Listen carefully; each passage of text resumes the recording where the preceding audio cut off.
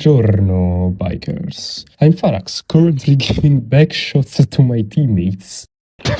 Mirko, mannaggia la puttana! Cioè, allora, io stavo provando a combattere il cane, però mi arriva... Che cazzo fa? Zone! You know, I think I'm kind of a positive person, so I've decided to change it by playing For Honor. I used to play a lot of For Honor back in 2020, and I've grinded a grand total of 700 hours and stopped playing before Pirates released. Thankfully, the game went through many changes while I was gone, and after Virtuosa release and when my eyes saw Katun, how the fuck are you supposed to pronounce it, I fell in love. But first, what is For Honor? But seriously, like, the game, it's a fighting game, but it's incredibly unique. For an initiated, I'll explain it quickly. So, let's start with guards. You can position your guard in 3 directions: top, left, and right. When your guard is in any of these directions and an attack comes from that same side, you will block it. There's 3 types of attacks: light, heavy, and zone attacks. Light attacks are faster and they're low damage, and also when they are blocked, they usually bounce away and they will stop your chain, unless they are enhanced. Some lights can make a crushing counter, basically it's a no-you move which interrupts the enemy and makes you attack instead and gets you in chain to continue your offense. Heavy attacks are slower, deal more damage, and getting blocked doesn't stop your chain. When you hit a heavy attack at the right time, you can parry the enemy attack, and parrying a heavy gives you a light, but parrying a light gives you a heavy. If you kill your enemy with a heavy attack, you can perform an execution, which makes the enemy spawn after a longer time, can't be revived, and gives you HP. Zone attacks are a kind of attack that are usually wider, and are triggered by hitting both the light and heavy attack at the same time. Some are fast, some have multiple attacks, and some have special effects. These special attacks are unblockable, undodgeable, and hyper armor. Unblockables can't be blocked, undodgeable can't be dodged, and hyper armor can't be interrupted by enemy attacks. Unblockables are orange and have these symbols. Undodgeables are blue, and hyper armor makes your character white. With those moves you can guard break, and it's a move that gives you a heavy, but it can be countered by a counter guard break, or even can be blocked by just attacking. Don't worry, they are no longer guaranteed after a parry. Some characters have a full guard or a bash. There's 2 types of full guards, hold and temporary. Full guards are a special kind of guards that stop most of attacks from all sides, but when you get guard broken, you can't counter guard break. These moves can also be used to access special attacks, either after blocking it or just using the full guard as a pose. Bashes are also of 2 types, but are way simpler. Basically, there's chargeable bashes and unchargeable bashes. The chargeable bashes can be charged, and the uncharged version gives you a light, but a fully charged gives you a heavy. Unchargeable can be charged, so they can grant you a light or just be dog shit. To finish with style, if you dodge at the right timing with an assassin, you can make a deflect. I can get more specific than this, because every one of them has a different one, but also I don't know when to say this, but assassins no longer have reflex guard. It's gone, so rejoice! And just in case you don't know what reflex guard used to be, basically imagine that instead of putting your guard on one of those 3 sides that I said before, you have to react to the attacks and put the guard at the right time, because the guard then gets deprecated if it stays at the same spot for too long. It was a useless nerf, and unfortunately they removed this function from all of the assassins and Shaolin, because Shaolin is technically an hybrid. But anyway, it's gone, so everyone has a standard guard. Speaking of heroes, there's a ton of them. We have knights, Vikings, samurai, Wulin, which are the Chinese and the power creeps, better known as the Outlanders. Lights, heavy bashes. Who cares? We all know that the game is not for honor, it's for fashion. After any match you will unlock here, which has perks, but again, who cares? You can make your some of the shiniest knight, coolest Vikings, or even edgy samurais. The more you play, the better and the cooler the gear you get. So who cares about gameplay when you can have a fucking werewolf shaman? You can customize your gear with different materials, color palettes, motifs, symbols, engravings that unfortunately don't give you any advantage whatsoever, and even ornaments. But we are not done, because you can have up to 4 emotes, 2 of them when you're in guard and 2 of them when you're in neutral, and they can be spammed. You can have 4 executions. All of these can have a cosmetic effect that makes your hero feel that much more unique.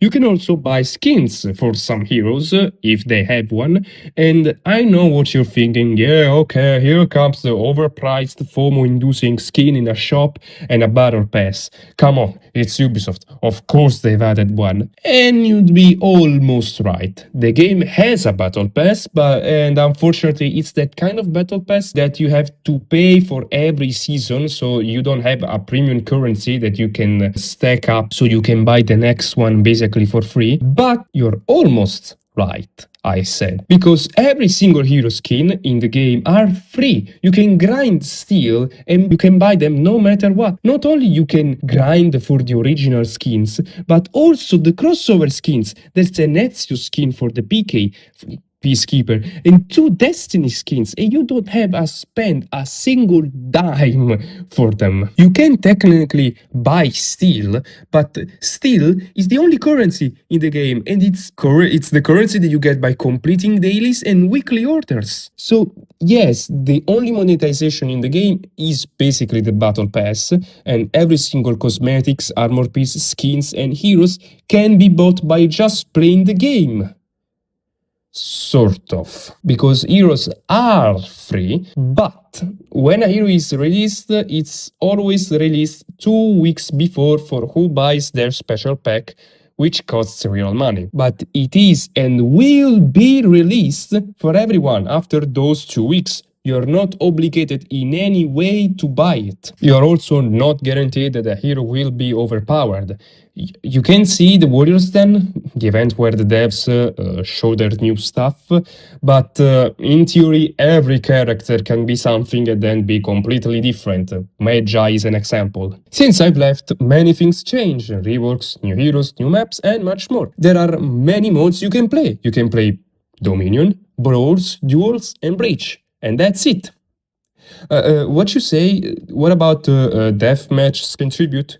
Well, there are no matches in these modes. That's where the problem starts to show. Duels and brawls are fast and a bit more chill. Breach matches are very long but give you a ton of XP and in general a lot of rewards. And Dominion is way faster than Breach and gives you less XP, but in general it gives a good amount of XP for the time that you put in. The other modes are either longer than Dominion and give the same amount of rewards, or even less for the same length. It's very rare for you to find matches in these modes. Mainly in Dominion and Tribute, Skirmish are, if I remember correctly, there are still matches. It's not the main mode. If you really want to play a lot of matches, you usually play Dominion or Brawls or Assault if you really want to grind. But rewards, length and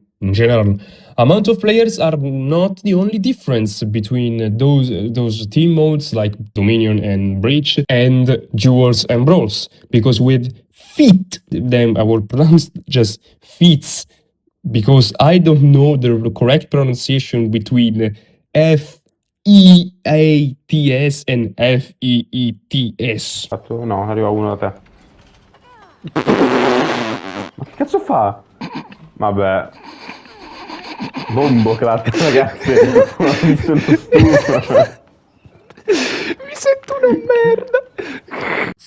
Anyway, feats are like support score streaks from Call of Duty Ghosts. You don't need to be in an actual kill streak to have all of them, but it helps you gain them faster because when you are in a streak, you gain much more renown, which basically are individual points, and you gain renown by simply killing enemies and playing the objectives, which also counts by killing minions in the minion lane. Some feats are bad, some are good, some are OP, and some are completely removed, like Thick Blood and Rocksteady. They are no more. Thick Blood used to make you completely immune to blood damage, which made you a bitch to kill for many heroes, and Rocksteady used to make it impossible for you to fall either when out of stamina or when hit by revenge parries, which basically was a help for who just spammed attacks and either ran out of stamina or this guy has revenge, let me just hippie. Speaking of falling out of stamina, when I played the game, it used to be that when you were out of stamina and your opponent made you fall, you still had to recover all of your stamina. Now instead, you recover it all when you stand up. Also, I said that revenge parries made you fall. But what even is revenge? Revenge is the anti-gank mechanic. I'll make it short because the game explains it a simple way,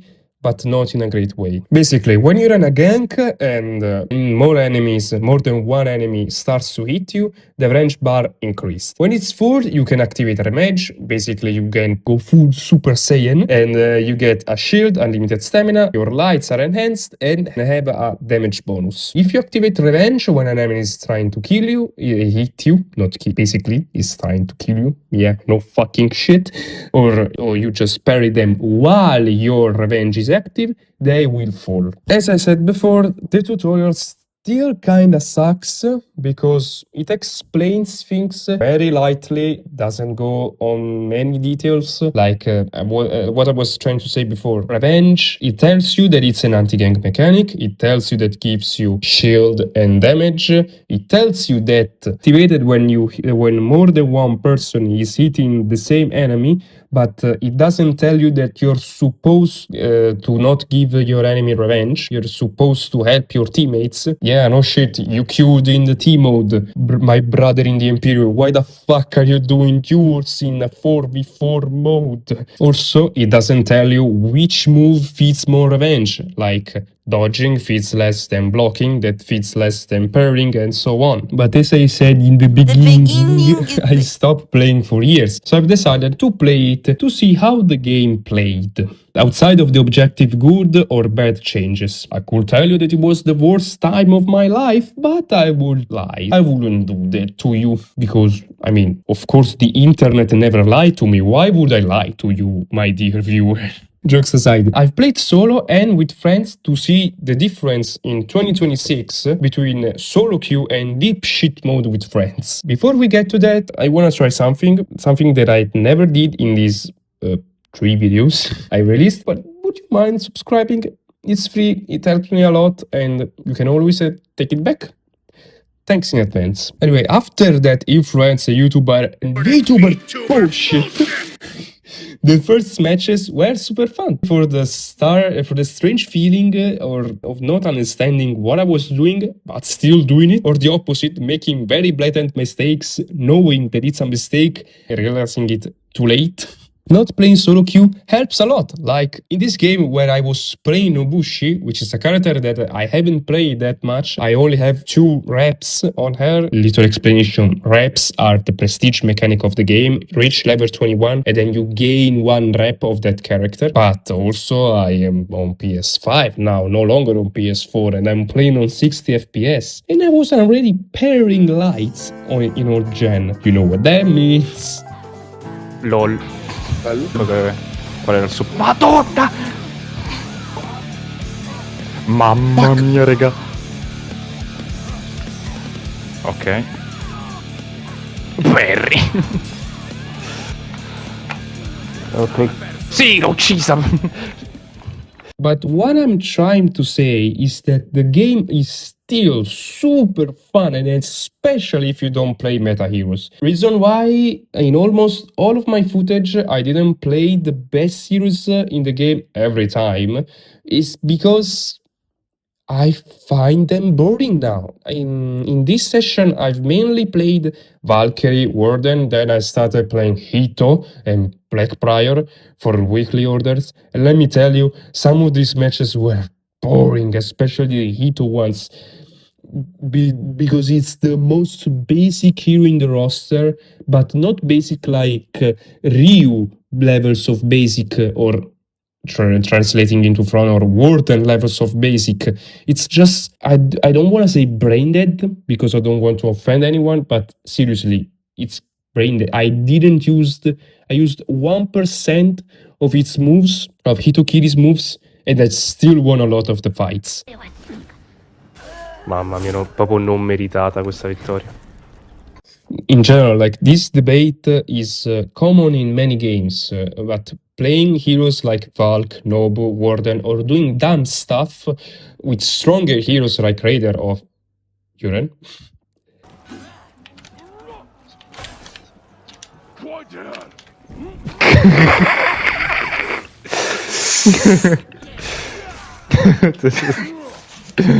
LOL. Sempre bello. Ce la faccio non fare. È bellissima sta cosa. Really helps to enjoy the game that much more. Even when playing duels against other characters or just people that are better than you, but doing dumb stuff while doing it makes the game much more fun. This is a topic which I'd like to keep for another video because I think it can be interesting. Let me know in the comments if you think that it could be interesting or if you want me to rant about it. Anyway, back to business. The solo queue experience is really different. That's because you can have those matches where everything goes perfectly or just good. You win or lose, but at least you had the chance to play the game. Then you get those games where everything goes to shit because your enemies play like bitches and your friends don't come to help you. Or worse, they play Juren and activate one of his feats which lowers your alliance defense for a buff to himself. Or so, you know, I may have not died for having lower defenses. Thanks, teammates. Don't get it wrong, it's still Ubisoft, so there is a lot of bullshit regarding some heroes and their feats. Let me show you this clip. If you don't play For Honor, you may have thought that lag killed me, because my enemy just fell, revived himself, and killed me. Unfortunately, my connection was good in that round, so what happened is that that's a Sohei, a gimmick hero. He basically gets souls, which function basically like tokens, when he hits you with one of his many weapons. His base kit gives him a one-shot attack when he has all of those souls. But in Dominion, he has a third feat, which regenerates his health at an absolute speed, basically giving him a second life. So that's what happened. That's why when he comes back from the dead, he's basically full HP. It didn't happen in this clip, but he has the fourth feat, which gives him all of the souls with the press of a button. This translates in a possible fight where you have to kill this motherfucker 3 times to put his ass down. Now you may think that this character is one of the best in the game. And the fun part is, he's not. He's actually one of, if not the worst character in the game. Because of his one-shot attack with all souls, his basic attacks are the ones that do the worst damage. Like numeric values, his attacks don't hit anything that's not in front of him, and in general, the moveset is very lackluster. It's a Ubisoft game after all, so what did you expect? Normal characters? Oh, no. We don't do that here. Don't get me wrong. When the match is the right one and you have a match where not everything goes to shit in 15 seconds, the game is incredibly fun, especially when you get those 2v1 moments or those anti-gank moments or just a very fun 1v1 or even when you make a very blatant mistake. Lamau. So at the end of the day, how is For Honor in 2026? I might say good. It has its problems, but I think the game is in a good state.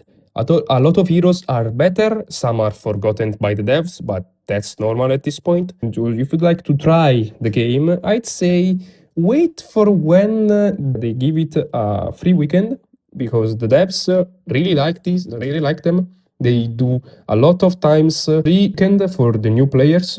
And if you already have a friend that can invite you in with these free weekends, you can also give him, and if I don't remember correctly, you can get some interesting rewards. You can play it like for a couple of days and decide if you want to buy it. Also, the game is like the game is 10 years old now. It's the 10th anniversary.